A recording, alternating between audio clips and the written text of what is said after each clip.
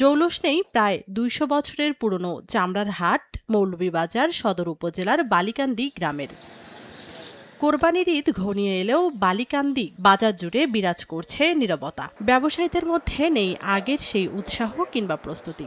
ব্যবসায়ীরা বলছেন, লাভের আশায় ধার দেনা করে চামড়া কিনে অনেকেই মূলধন হারিয়ে নিঃস্ব হয়ে পড়ছেন।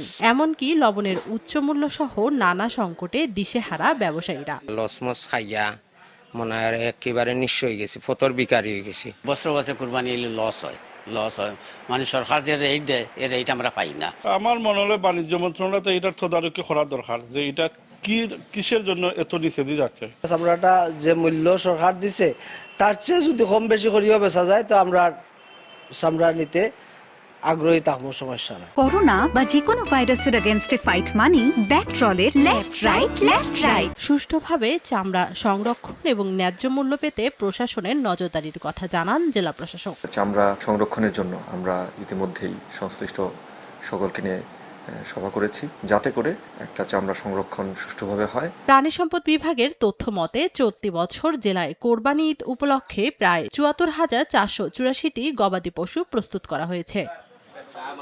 সময় সংবাদ, মৌলভীবাজার।